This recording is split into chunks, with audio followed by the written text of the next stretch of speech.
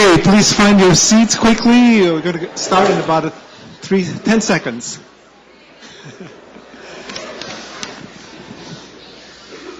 So, welcome everyone to the third Arnold Family Lecture. This lecture is made possible by a generous gift from the Arnold Foundation, Arnold Family Foundation.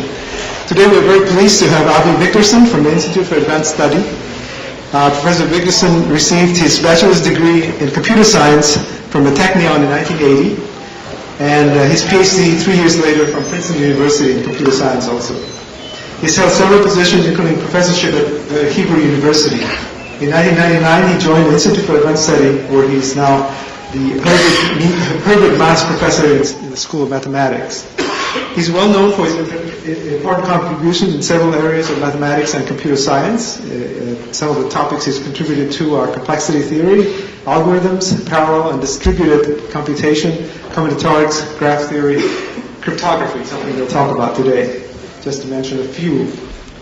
Among the many honors he's received are, in 1994 he received the Nevanlina Prize, which is awarded every 4 years at the International Congress of Mathematicians for outstanding contribution in the mathematical aspects of information sciences. In 2008, he received the Conant Prize given by the American Math Society for his paper published in the Bulletin of the American Mathematical Society. And in 2009, he received the Gödel Prize given for outstanding papers in theoretical computer science. This year, he was elected member of the American Academy of Arts and Sciences. And today, the title of his talk tonight is Cryptography, Secrets and Lies, Knowledge and Trust. Without any further delay, Avi Wigderson.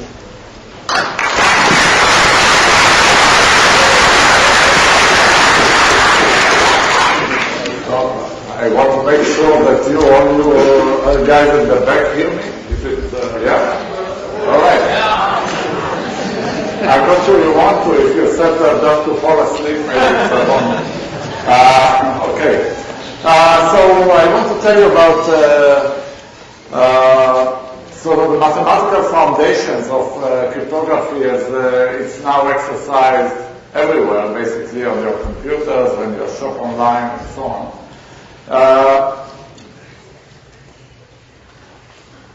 And it's going to be pretty dense in terms of material that we will cover. So I want to start just telling you how it looked like before the computational approach, and then I want to explain, when I say modern cryptography, first of all, what are the assumptions that underlie it, or actually before I tell you the ambitions, what we want to achieve, and then about the assumptions, and just you have to remember always that there are assumptions, and if they are violated, then things are not as secure as you would like them to be. Then I want to just have some metaphor to work with, and this will be the digital envelope, and we will define it and then explore its power. We'll define it from our assumptions and then explore its power by examples. In particular, we'll see this very bizarre knowledge that reveals proofs that reveal no information. And we'll talk about some other cool primitive things that look impossible but actually are doable in this wonderful world under these assumptions. And I think it's too big to stop me with any question, any random question, but if something is really, really unclear, you can raise your hand and I'll try to answer. Okay, so how did, there's a millennia of work on cryptography. But up to the 70s, most of the focus of cryptography was about just transmitting information privately, secretly, like between, a secret agent and its operator. And this was the main ambition of cryptography. That's it, more or less. And moreover, there was a strong assumption that is typically used in this prehistoric cryptography, which is that the two parties that want to exchange secret information share some pre-agreed, random-looking text. And using that, they can, if the listener does not have access to this shared information, then they can exchange secret information. So that was how it looked like, and since then, since things changed radically, and the ambitions of what we want to achieve, and also the assumptions under which we want to achieve them, became, very different. So let me tell you about some of the things that modern cryptography is after. So generally, it's about everything that you can imagine in which the following two things are in conflict. One is the desire to have secrecy or privacy of whatever is private to you, whatever is dear to you that you are not willing to share. And on the other hand, the ability to resist, faults or the malfunctions or even aggressive behavior of some people who want to, sabotage whatever you are trying to do. So in almost every human activity, both things are present, and nevertheless, you want to live with both of them, have private information, but not let other people who want to have private information interfere. And in different, types of problems, different physical devices were used, because all of them are important. So let me give you some examples of different tasks and things they are used for. So hiding information, so we may have used code books like so before. For identification, I'm sure everybody carries in their pocket some physical thing like a driver's license or other ID. Money, exchanging money, we have these things that are manufactured by the government, and they are very important physical devices that we use for them. For doing public bids, auctions, we usually use sealed envelope. Notice that in each case the device used for a particular task is different than what's used for others. There are many others, protecting information or anything else. We can lock it up. Playing poker, which is a fantastic example of a situation where you want to have privacy, but you want to make sure that nobody has all the aces in their sleeve. You use these cards that everybody is familiar with to make random choices. Distributively, we use whatever coins, dice, etc. There are lots and lots of examples. And, basically, modern cryptography wants to be able to do all of these tasks, everything like them, but still we want to do everything digitally, just in communication between computers, without using anything physical, anything that's being held in the hand. So it looks like a very tall order. It looks like, just imagine playing poker by conversation without cards. That's a good exercise to see how serious the challenge is. And nevertheless, you'll see that, it essentially can be done. So let me explain what are the assumptions that are made in order to achieve all of this. So I'm saying we are assuming it's like for assumptions for this lecture, but it's also what you are assuming when you shop online. So everybody is using the same assumptions. And the important thing is that they are computational assumptions. They are assumptions that have to do with computational complexity, the difficulty of some problems. So the first assumption is that everybody, agents, everybody that participates in these activities is limited computationally. Nobody has the time to try to solve a problem that will take 1,000 years to solve. Okay? So what this means is that, things we can do are only things that we can compute, today with our computers, in a day or in a year, but not more.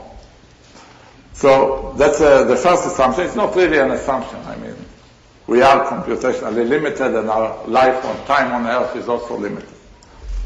The second assumption has to do with, given that some things are hard to, given that we are computationally limited, the question is, what is the problem that cannot be solved? So for this, I have to explain what we in computer science call easy problems and what we call hard problems. And I'm not going to formally define it. I just give you examples of two problems that I'm sure you are familiar with. One is hard and one is easy. So let's start from the easy one. The easy one, you can tell it's easy because you learn it in second grade or in third grade, how to multiply integers. So this problem, given two numbers to compute their product, has a fast algorithm, has a fast method for doing it, and you learn it in grade school, and the time it takes for longer and longer integers deteriorates with the size, but not too many. I mean, the algorithm is good enough so that it's no problem to, in 1 second on today's computers, to multiply two numbers that have 1 million digits each, in a second. So that's what we call an easy problem. Can be performed quickly on very, very large integers. So what's an example of a hard problem? Just the inverse problem. If I gave you a number and asked you, so this number was a product of two prime numbers. If I gave you a number which is a product of primes, every number is a product of primes, and ask you, what are the primes that constitute it? So what numbers, if you multiply them, you get this number. So it's just the reverse. The best known algorithm for this type of problem, as far as we know today, requires exponential time. Exponential is something that you should, is bad. It's like exponential time is what it will take for you to write War and Peace by just trying all possible sequences of 1,000-page book. One of them will be War and Peace, but it will. So basically, even factoring integers that are 1,000 digits or even less, by the best known methods, will take more than billions and billions of years. So it's not practical. So a problem that takes exponential time is hard. It's not. We don't really know that this problem, factoring, is hard. It's just the best known method we have to solve it is exponentially hard. But that will be our assumption. And in fact, when I say we, it's your assumption. Everybody believes it. So my second axiom is that factoring is hard. Okay? So this problem is difficult to solve. And these are the two axioms. This underlies all of computer security in the world today. So I want to explain why is it useful? What's useful about making this assumption? How can it even help? So the idea is the following. So consider these two pieces of information. On the left-hand side, I have just two large prime numbers, P and Q. And on the right-hand side, I have their product. And, from an information, standpoint, these two pieces of information are equivalent. If you have this, you can get this. If you have this, you can get this. Just in terms of the information content. But from a computational perspective, going from here to here is easy, it's just multiplication. Whereas going in the reverse, because we are limited computationally, it's just impossible. And this one-wayness is the key to lots of things we'll see, lots of the applications we'll see in cryptography. So, in some sense, and this is going through the primitive I want to explain, this is like information in the open, whereas this, the product, is like a sealed envelope that contains these two numbers, P and Q, but, you can't open it.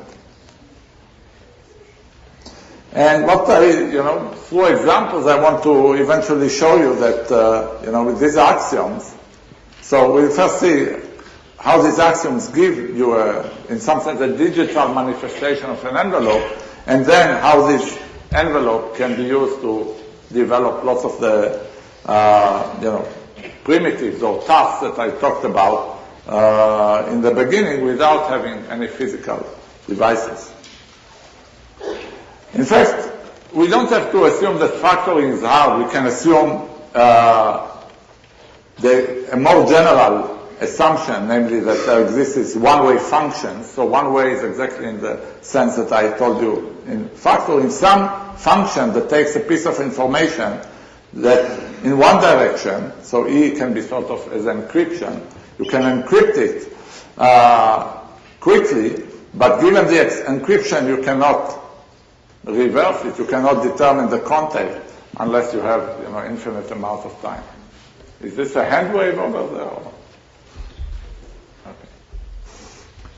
So that's what we saw. If, the encryption is just a product, then that's one example. But we have others, a few other candidates in case it turned out to be an easy problem factoring. And one way to think about it is physical, that everybody is familiar with. Is some, one-way functions are sort of, exist in nature in a lot of areas. Everybody knows that, it's easier to break a vase than to put it together and so on. So somehow nature's one-way functions sort of are captured by the second law of thermodynamics, and entropy increases. So in some sense, what we are assuming is a digital version of this second law of thermodynamics. So this is what we'll need. We'll need some function that's easy to compute but hard to invert. And that will be the basis. Okay, so what we are going to assume, so we'll model it using this envelope, so we can assume that we can put some information in an envelope. This is what the encryption does. And I will not, to abstract everything in these terms, let me tell you the properties of an envelope. One is that you can put whatever you like in an envelope, any number, even just a 1-bit number like 0 or 1, that once you see an envelope like this, you can't tell what's inside. Remember, an envelope is just a number. You cannot tell what it is hiding, not even partially. You cannot even get some partial information about it. That nobody can claim that something here is something different than was originally put there, right? Because this encryption defines the secret. And finally, once I tell you that X is inside, you can check, because going from X to E of X is easy. And what we'll see, as I said in the examples, is how to use this kind of envelope, this kind of digital envelope, to get lots of cryptographic primitives. And I keep saying theorems, so for all of you in the high school students that are here, these are mathematical theorems. So everything I'm talking at a high level, but underneath it all are actually precise definitions of all these high-level concepts, and then mathematical proofs that these claims actually are delivered. That if you prove, if you claim something about the secrecy of some interaction or some scheme to hide your password or your credit card number, then they will follow from the assumption of, let's say, the hardness of factoring. Okay, so now I'm going to start giving you examples, and I want to stress that, all of these, almost all of these were developed in the early 80s. And this is a time, maybe some of you were not born then, this was a time where the internet didn't really exist, or just was in the beginning to exist. And certainly there was no electronic commerce. So these were more like mind games or intellectual exercises, which in fact, in some sense, facilitated the growth of the internet, because they offered the applications of having secure computation, having privacy, having electronic commerce. Okay, so sometimes theory is good. In fact, always theory is good. And but sometimes theory delivers lots of practical benefits that are not really foreseen when you do it. Okay, so let me start explaining the power of this digital envelope with a really simple example that actually was built for envelopes. This is bidding. Let's say I'm selling my laptop, and you are, remember, we don't have physical entities, we just have digital. I mean, you can speak up and say what you offer for this laptop of mine. Now, of course, I want to sell it to the highest bidder. So I would like to sell it to this guy. But if all we are allowing is communication, like people here would speak up and say what they offer, well, after these two guys spoke, the third guy would only offer me $131 and will get it. So that, of course, will be bad for me. But using envelopes or using digital envelopes, what will what really should happen is like in normal envelopes, there will be a commit phase where each of these guys is not saying what they are willing to pay, but rather they put it in an envelope, maybe saying another number, which is the encryption of 130, the encryption, and so on. And these numbers tell nothing by our assumptions about the actual content, so nobody knows what is inside. And then after they committed, we expose, they reveal the content, and nobody can change the content, again, by our assumption about the qualities of this envelope. So it's just like a normal envelope. And using this, envelopes give you this particular application of public bits. At this point you say, so what? I mean, that's, envelopes are used, digital envelopes are used for what envelopes used to be used, so that's not a big deal. But let's start doing more interesting things. Here's another one. Here's a lottery, and that's an interesting one if you do it over the phone rather than, when all of us are in the same room. Let's say that these two guys decide that they are just going to toss a coin, and whoever guesses the coin right wins the car. There's a story, well, let's forget about it. But let's say they jointly own the car, and now they have to give, one of them gets it, so they want to decide about it randomly. You can think of any lottery of any kind, but now they talk on the phone and they can't see the flip of the coin. So, Alice can tell Bob. By the way, Alice and Bob are the canonical names for participants in cryptographic protocols. It's really stuck. So Alice can say, well, if it comes up heads, you, Bob, toss a coin. If it comes up heads, I get the car, otherwise you do.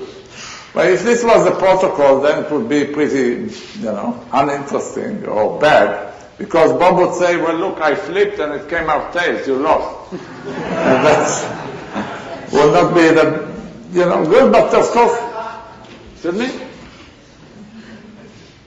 But of course, if we had digital envelopes, what would really happen is that Alice would rather say, if the coin comes up, whatever is in my envelope, and she tells the value of this, so that's another number which hides whether it's head or tails. Then you get the car, otherwise I do, and then Bob will flip the coin, will maybe come up tails, and then he will ask Alice, well, what's in the envelope? And she cannot lie about it because an envelope determines its content, and that protects both of them against cheating. That's the more sophisticated, slightly more sophisticated use of this kind of envelope. So let's try to develop more complicated things. So what about passwords? I mean, I'm sure you all know about using passwords. I'm not sure if you know what's hidden in the computer when you're doing it. You typically log in. I log in, I write my name. Then it asks for my password. I put my password, you didn't see it. It's my old password. That's, here's the problem. The problem is that the computer, if the computer was storing my password, then, I'm sure all of you know that computer files are easily broken into. It's really is not only your files at the university, but also the Pentagon files are not really protected, as I'm sure you hear. What actually is sitting inside the computer is not for every guy like me, the password, but actually an encryption of this password.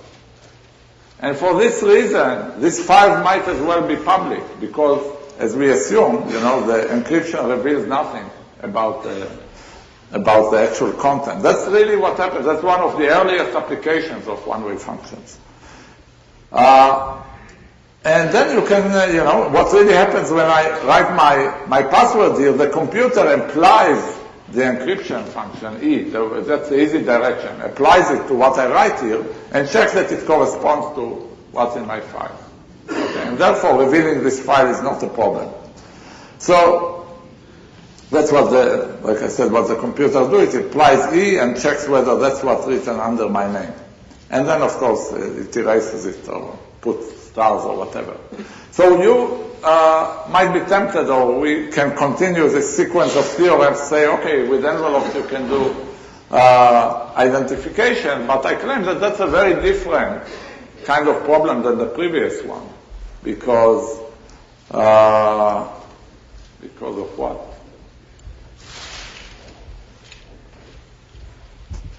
Well, that's a different problem because, let me put it, because identification or writing our password is something we do every day. I mean, with the previous two examples, once the information is out, like how much we are willing to pay for my password, or who gets the car, we decided and that's it. Here, I keep entering my password. I'm sure that none of you changes their password each time you go log in, right? Maybe you do it every month, maybe every 5 years. Different people have different. But for this reason, this theorem is not a theorem, it's not valid. And you wonder, how can we fix this? I mean, what should be the way in which we log in to our accounts that will protect against the fact that people are, for example, sitting on the wire and listening to the communication between the terminal and the server. So here's a wishful thinking. What can be, what would be great would be the following. Maybe the computer should check that I know a value for my password. Not that I give it a password, but just I convince it that I know a value that if we apply the encryption function we give it, it would equal the value in my file. But actually without my ever communicating this number X, which is my secret password. This will be a sort of a zero-knowledge proof. This will be a proof to the computer that I know my password, but it will reveal no information. In particular, will not reveal my password to the computer, just that I have the knowledge of it. So this looks like a completely ridiculous notion, because I'm not sure when was the last time you convinced somebody else about anything without giving them information. So, but let's keep it, and let me tell you another use for this paradoxical notion. So another use for zero-knowledge proofs is in the area of copyright. So copyrights, just intellectual property. And there are many, basically we invented something. I mean, this example talks about a mathematician who found a proof of a very hard problem in mathematics, for those who don't recognize it. Maybe the most famous problem in mathematics, and certainly has $1 million prize attached to it. But you can think about someone invented a cure for cancer and wants a patent, or someone invented a way to transform copper into gold, and so on. And in all these cases, you want to convince others that you have it, but you certainly don't want to reveal it, because they'll, So in this case, this junior mathematician shows it to the chairman of the department, no offense meant. And, of course, they want to see the proof, and the normal interaction will be, okay, she's showing the proof, and, he'll be very happy. But, I mean, there's, in the copyright setting, there may be a bad guy. So you want to at least protect against this. By the way, I don't want anybody to become paranoid, but there are some stories in the history of mathematics where this actually happened. So anyway, so that's also here, of course, if she had a way to convince Bob in zero knowledge that she knows the proof, that would be perfect. So let's define it a little more formally, what a zero knowledge proof is. It's a very basic cryptographic primitive, was suggested in mid-80s by these guys. It's a way for, two people, one of the, there is some claim, and one of them, say Alice, has claims to have a proof. She says she has a claim for, a proof for this claim. And she's trying to convince Bob. And they interact for a while. And, that's a protocol. They interact, and then Bob decides whether he believes her or not. Okay? And what should be the properties of this zero-knowledge proof? Well, the properties of any proof, right, If the claim is true, then, he should believe it. But at the same time, he should learn nothing about the proof. And if the claim is false, or she doesn't have a proof, then there is no way for her to convince him. So that's are the standard requirements. This will be a probabilistic way. They are allowed to toss coins in this interaction, and Bob will at least reject with very high probability, whatever probability, close to 1 as he wants. Okay, so the question is, which problems or which claims can you have a zero-knowledge proof for? We talked about passwords, we talked about copyrights. It turns out that you can have zero-knowledge proofs for whatever you like. Okay, so here's a theorem, mathematical theorem. Everything that you can prove at all, you can prove in zero knowledge. So again, anything you can convince someone with, by giving lots of information, there is another way to convince, to be as convincing without giving information at all. And not only am I telling you this, I'm going to prove to you this theorem. So I'm going to show you how to convince anyone that you can prove something without giving them information at all. Okay, so in the next, 5 minutes or so, we'll see the proof. So everybody is clear what we are going to do. Again, we are going to show that if you can prove something to anyone, then you can prove it without revealing information about it. In the definition, is high probability on rejecting and accepting, or just rejecting? So the question was whether the probability here is about accepting, the high probability is about accepting or rejecting. As it turns out, you'll see that what can be achieved is that this will be probability 1. So if this will be probability 1, and this will be with as high probability as you want, as on the receiving end. Okay, we'll see why. Okay, so we are going to prove that every claim for which there is a proof can be proved in zero knowledge, but we'll start, and that's the way it was originally done, we'll start with very particular type of claims that seem to be really boring, at least from copyright viewpoint. And let me define this kind of claims, or this kind of. So here's a map. I'm sure you have seen many on your geography books. A planar map. And for a map, there's a computational problem associated with it. The computational problem is whether these countries can be colored by 3 colors properly. Properly means that 2 adjacent colors are not supposed to have, 2 adjacent countries are not supposed to get the same color. Okay? So some maps are 3 colorable, some are not. So it's a non-trivial problem. And here's the type of claims we are going to consider for starters. We are going to consider claims that say this map is 3 colorable. So this is a kind of claim for which I have a proof.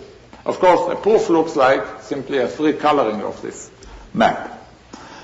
Now, this problem is considered difficult, so having a proof for such claims is, maybe as like having a proof for the Riemann hypothesis. So, assume that Alice has for some particular map, Alice has a 3 coloring of, and she's trying to convince Bob that she has one. Now, of course, she can convince Bob. She can just show him the coloring, but that will reveal information. We are going to see how she can do it without revealing information. Okay, so we'll first show that this kind of claims have zero knowledge proof, and then we'll see why it's useful. Okay, so let me do it for this map. And I want to, so the claim will be that this particular map, this is just an example, this particular map can be colored with these 3 colors, red, yellow, and green. We even specified which colors, just so, if you ever see, I don't know what, blue there, you should not, should reject it. So we specify which colors we use. And we are using, these are envelopes. So what is, like it used to be before. So we are using here, I guess, transparency envelopes, but you should think of them as digital envelopes. Okay, so don't try even to three-color this map. With some effort you can. That's not the point. The point is, if someone has a three-coloring of this map, how can he convince somebody else without giving information? And not just for this map, but let's say a map with 100 countries or 1,000 countries. Okay. And a really key observation is that if any map has a three-coloring, like this one, then it really has 6 ways of three-coloring, right? Because you can permute the names of the colors in any way. So that will be a key combinatorial observation. Whenever you have one coloring, you have 6 colorings. You just permute the names of all colors consistently. So all the reds become green. Okay, so that's what we'll use. And the way the proof is going to go, and that's the thing that will amplify the error probability also, is the following. So suppose I have a coloring here. I'm trying to convince you, the audience, that I do. In fact, I do have a coloring, and I'm trying to convince you that I do without giving you a shred of information about what my coloring is. What I'll do, so if I have a coloring, I have 6 of them. I'll hide a random one of the 6 underneath, and then you, any of you, can pick a pair of countries that's adjacent, like E and G, and ask me to open it. And then I open it, and you look. Well, if you see two colors which are the same, or if you see an illegal color, you immediately, stop believing me and throw, and then you can repeat it as long as you like. Each time I put a random one of my colorings underneath, and you open 2 of the envelopes of adjacent countries. Okay? Till you are happy. Okay, so let's do it. So here's this demo. Here's the map. Let me put one of my colorings at random under it. And let's just go through it. But for this, I have to go back to normal mode here. Okay, so I claim that under it there is a legal three coloring. Who wants to pick a pair of countries? Yeah. G and K. Okay, let's look. G. Let's move it. It's yellow. And K. You didn't catch me. Okay, let's try another one. Anybody wants to pick a pair of colors? M and N. Okay, let's see. M. Okay, good. Okay, let's try another one.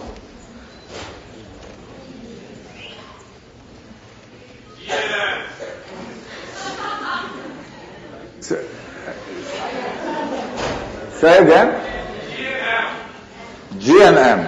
G and M are not adjacent. You have to follow the rules. K and M. So that's good because I hope somebody will write, because these were things that you've seen before. K, but now K is green. M is yellow. But they are different. So you didn't catch me again.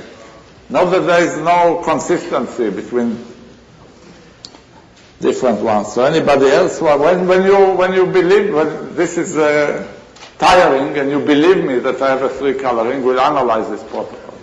Anybody wants to try another one? Yeah, everybody already is sure that I have. Okay, so good. So let's see, why is this kind of thing zero knowledge? Oops.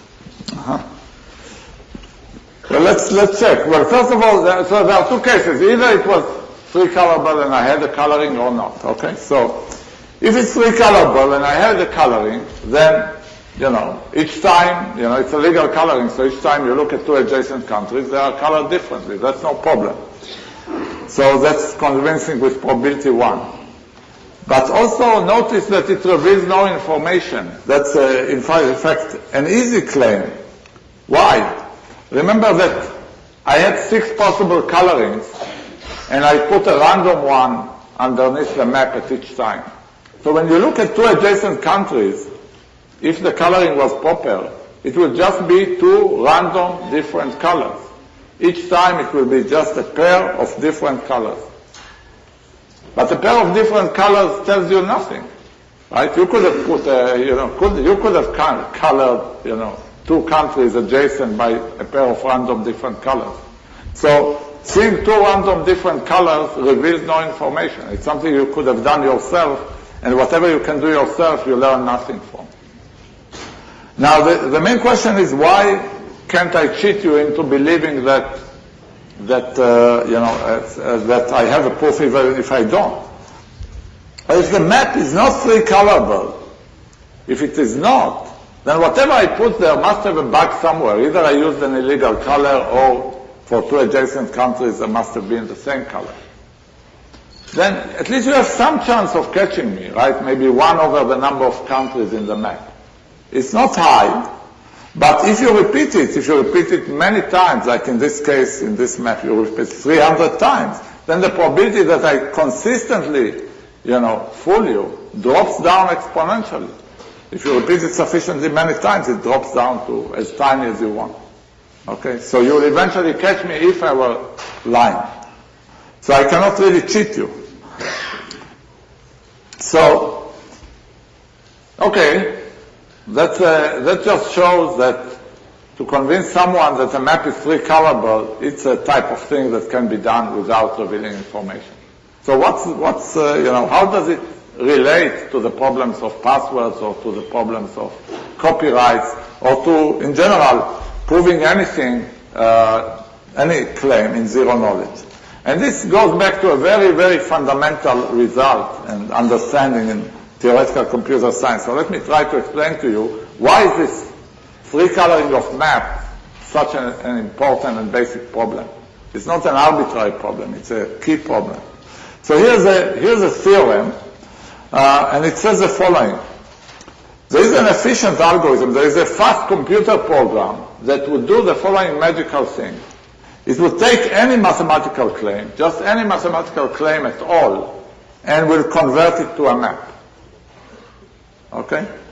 And the same algorithm, this algorithm is well known, this computer program. It's available to everybody. It's written in a paper. And it has the following, this sort of conversion has the following magical properties. First of all, if the claim is true, then the resulting map will be three-colorable. If the claim is false, then it will not.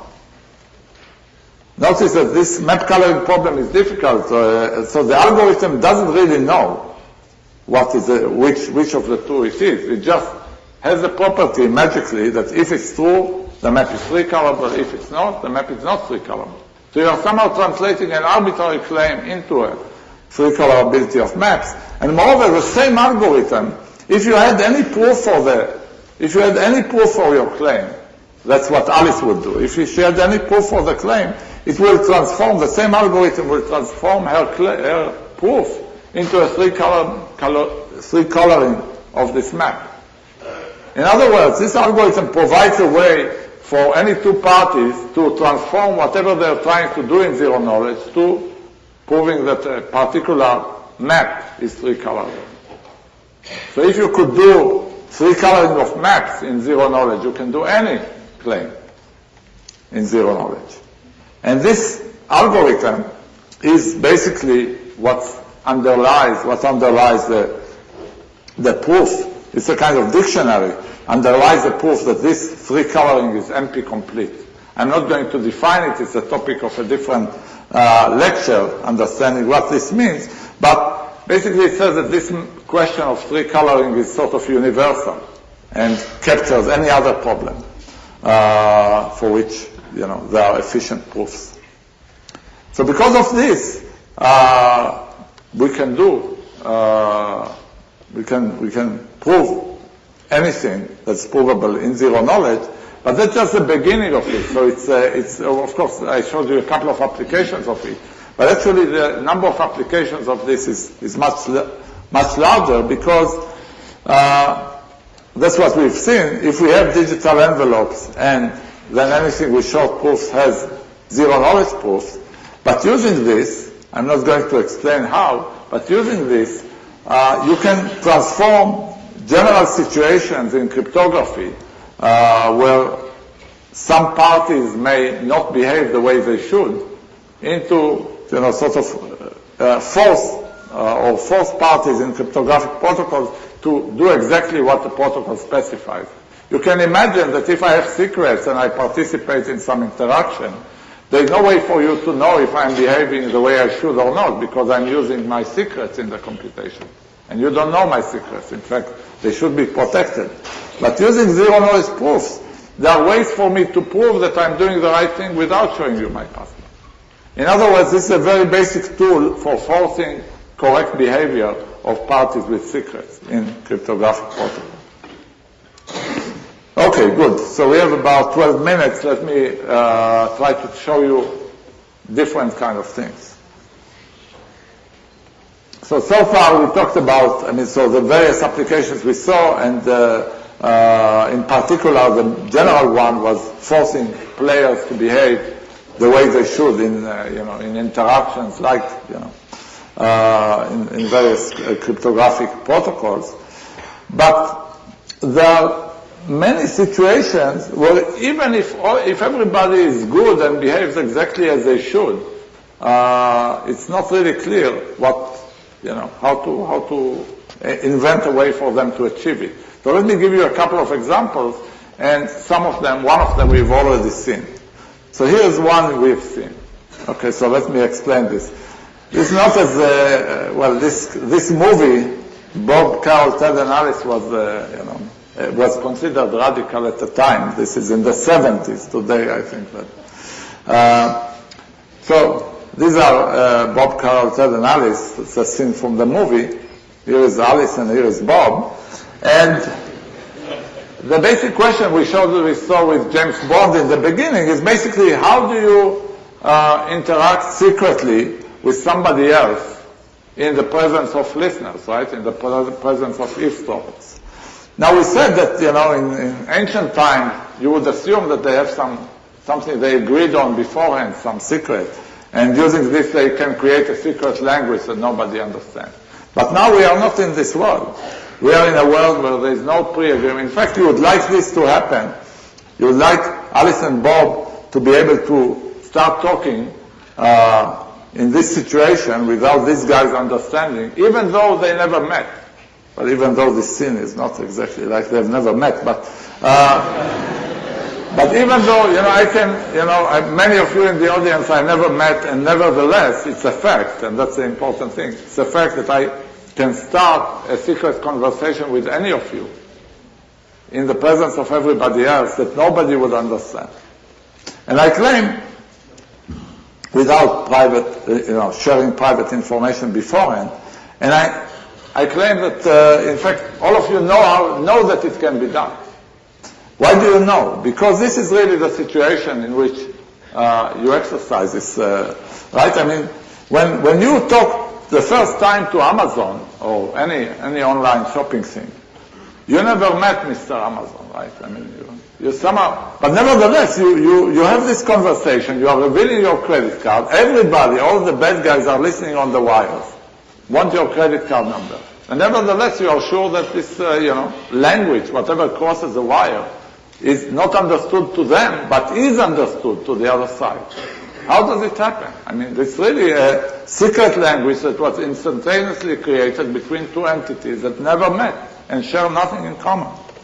So let me explain how it's done. What kind of envelopes you need for this kind of thing. And of course. So remember, before we had this envelope that allowed us to put information X, encrypt it, in such a way that encryption was easy for everyone, but reversing it was hard for everyone.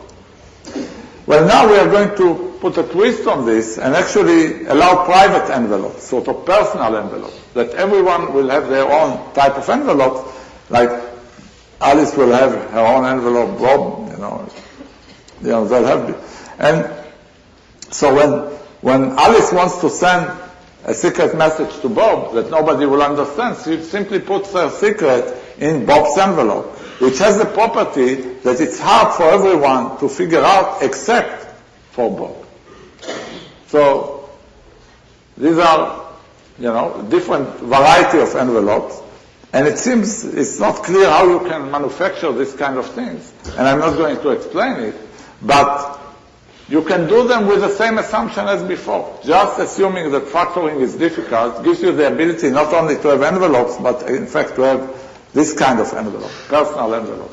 And so the fact that factoring is difficult, our axiom allows to generate secret languages, and in fact that's what's used on the internet. That's what underlies what I'm sure you've heard of the RSA encryption scheme. Just this, it is a method to generate these personal envelopes.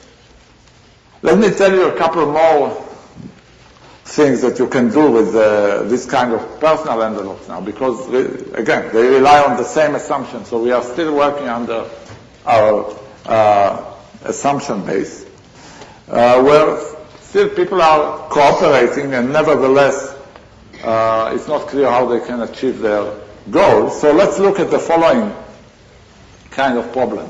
Again, a very basic problem. For some reason it's called the millionaire problem, but it works as well for people who are not millionaires. So just imagine two people who just want to find out who is richer, or who has more money in their wallet right now.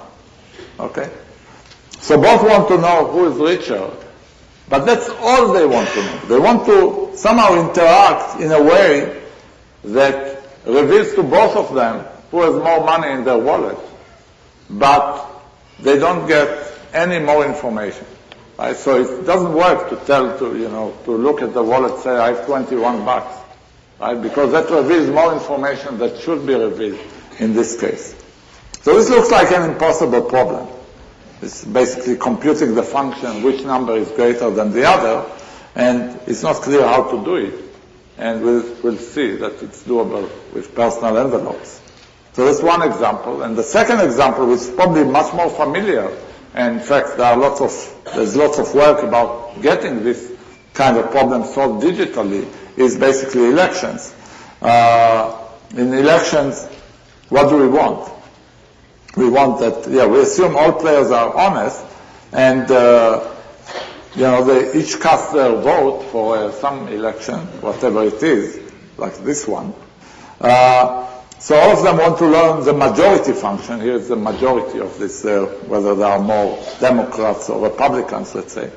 And you want that no subset of them, if they got together, will learn anything about what other people voted. Right? So that's a basic property. So it's similar to before. You want to protect the information of others, and so it's not a good idea if just everybody votes publicly. So again, we have solutions for this, but they all use physical devices. How can it be done without them? So the way to solve this and the millionaire's problem and many other, computing various other functions in a way that protects the privacy of participants is just to look at it, and I'll just explain the general task that can be done using this. There are a bunch of people, they each have their secrets, and they want to compute something. Well, computation, what's hiding in all your computer is some networks like this of Boolean gates that just, evaluates a function by these local operations. What we want to achieve in this kind of, like solving the millionaire's problem, voting and others, is somehow be able to conduct the same computation where, they just generate envelopes which actually hold the values that should be there. So they all together generate these envelopes without actually, they're sort of working in the dark, and once they are out, they can open only the top envelope, which reveals to everyone the outcome of the function, without any of the partial information, in particular not their secrets, revealed to anyone. So again, I'm not explaining how this is done, but it can be done with the digital envelopes and more cleverness. It was done by Yao. So let me conclude. So I showed you some some of the many things that can be done in this world of modern cryptography. And I want to again remind you the assumptions is that one, we are all computationally bounded. We are not allowed to run for 1,000 years or billions of years. And second, that this problem of integer factoring is difficult. That's what underlies all these solutions and everything you use in daily life. In all of them, the use of randomness is essential. In fact, there is no secret without randomness. In all of them, basically, this having hard problems is essential. And it's sort of a non-trivial fact, a conceptual fact, that hard problems are useful. In most situations where you have a hard problem, it means you cannot do something that you want to do. In cryptography, having a hard problem is what allows for secrecy and privacy. And I want to stress again that the theory of cryptography predated the applications and in fact enabled them, in particular the internet and electronic commerce. Thank you.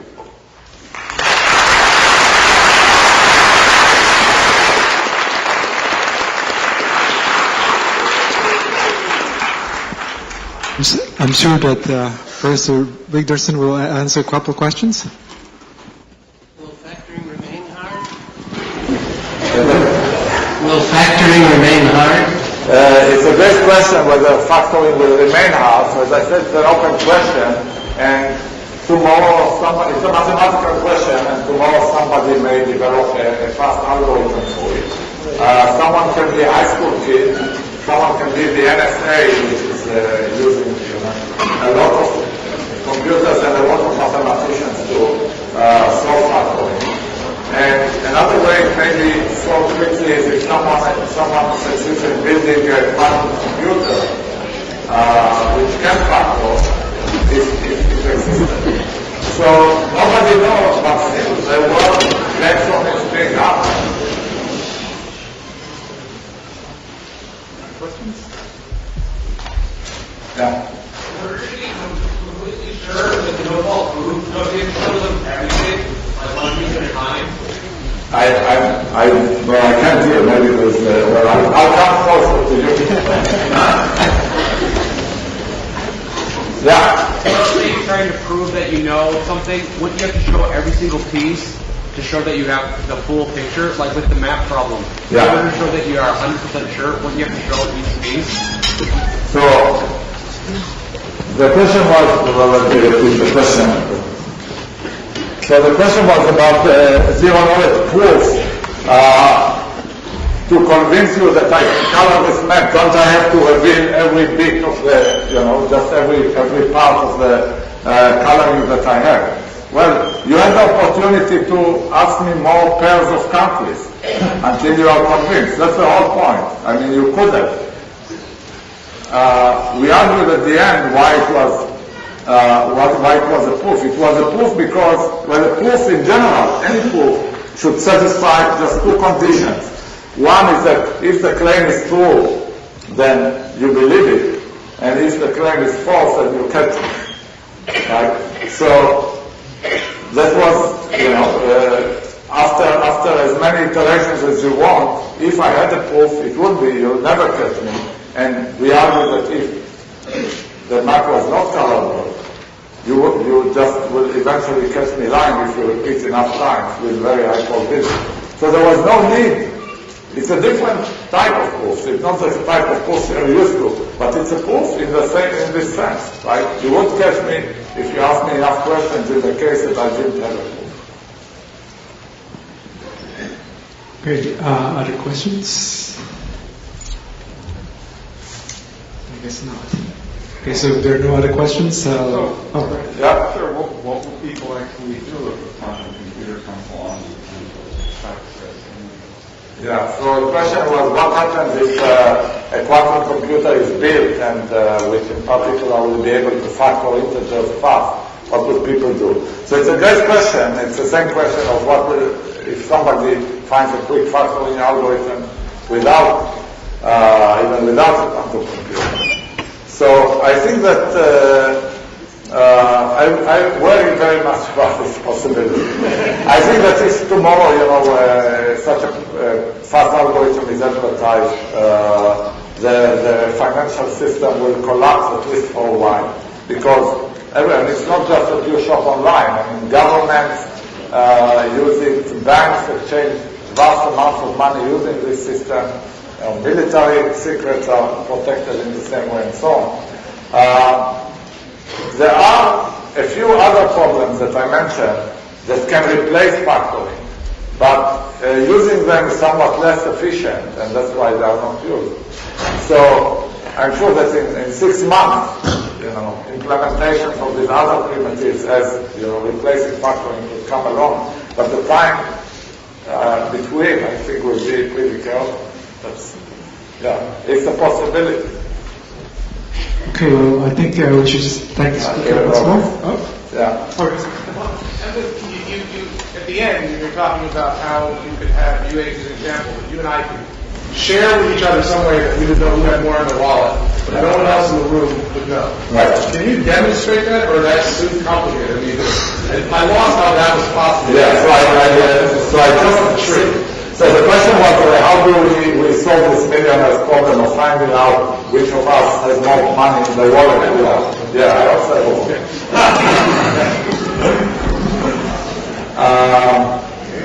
and the question was to explain how it's done. So I only explained it to the extent that I showed that it was a special case of a more general problem. The more general problem being computing any function secretly. So that's a particular function. If I write the amount of dollars I have in binary, and you write your amount of dollars in binary, and we feed it through some, Boolean circuit with gates, with logical gates that computes this function, the normal way which reveals information will be to evaluate this circuit, like in normal computation, what's happening in any computer. The way to use digital envelopes, and here it's really critical that the way computation works is locally, by this local gate, is a way which I didn't explain. This is Yar's protocol, Yar's oblivious computation protocol, which simulates such a computation of a Boolean network of logical gates, gate by gate, where the two parties, you and I, will implement this, where we keep computing these values in envelopes.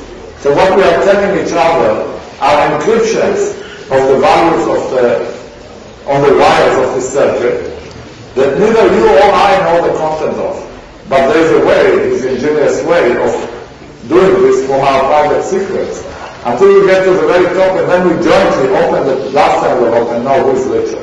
I did not explain how this is done, it's complex. That's what I guess. Okay, so this time let's thank the speaker again.